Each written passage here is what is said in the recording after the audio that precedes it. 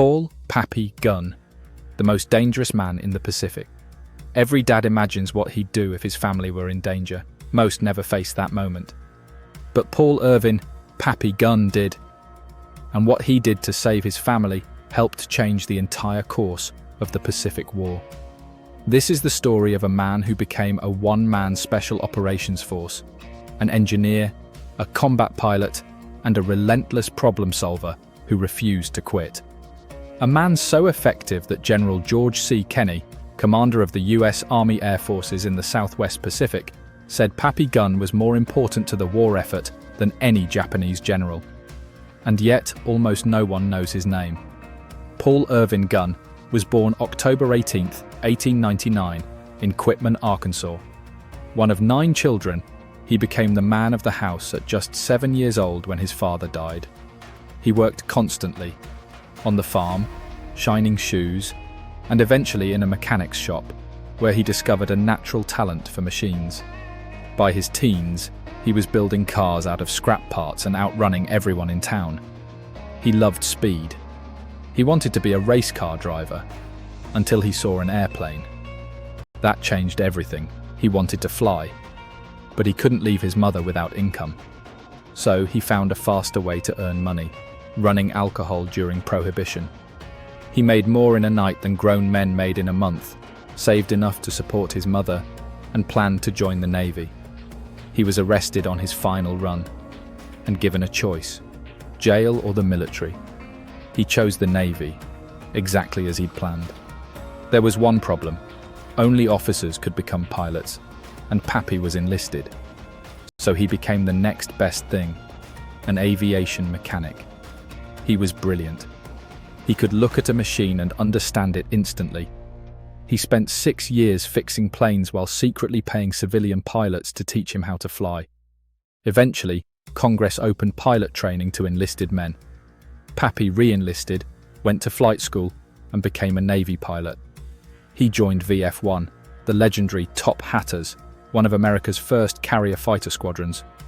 He helped pioneer carrier aviation, searched for Amelia Earhart, and spent his final Navy years as a flight instructor.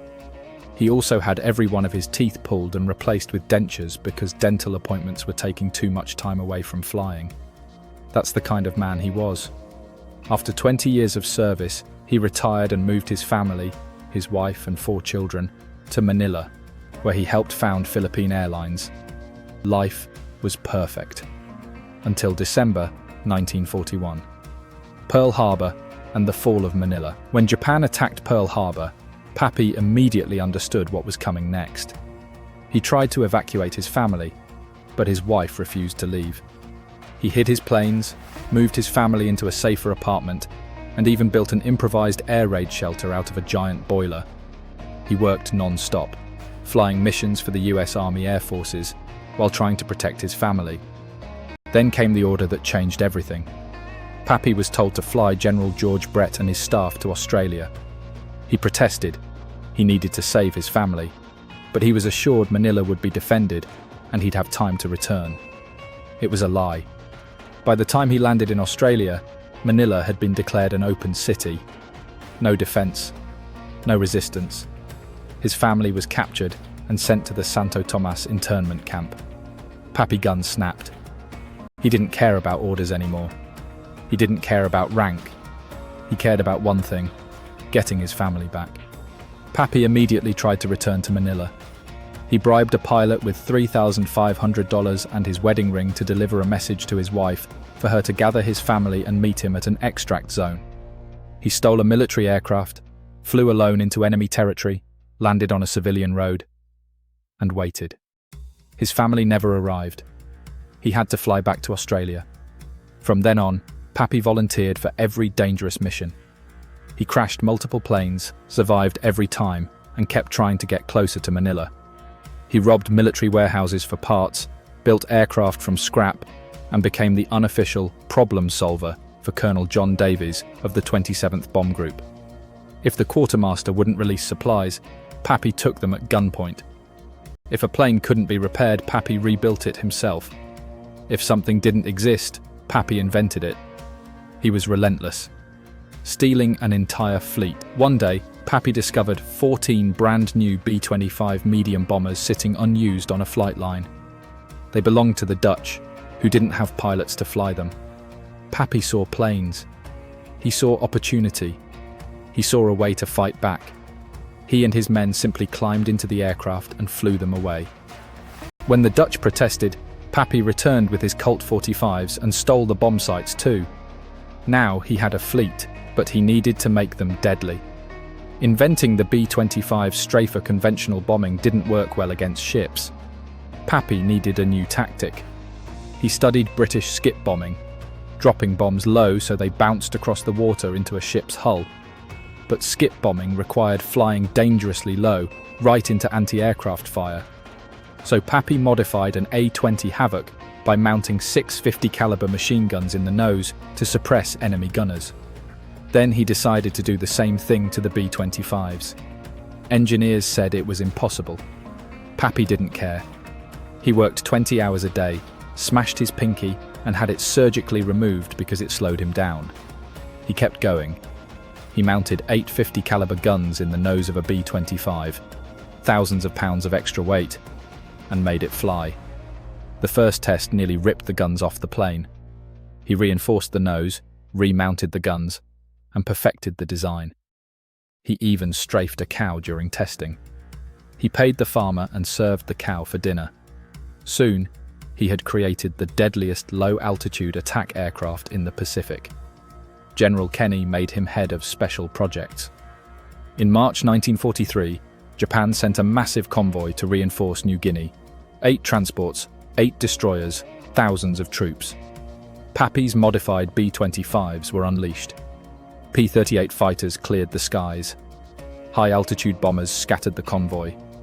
A-20 Havocs strafed the decks. Then Pappy's B-25 strafers roared in, skipping bombs directly into the ships. By the end of the battle, all 8 transports and 4 destroyers were sunk. Thousands of Japanese troops were lost. It was one of the most decisive victories in the Pacific, and Pappy's tactics made it possible. Engineers back in the US insisted his designs were impossible.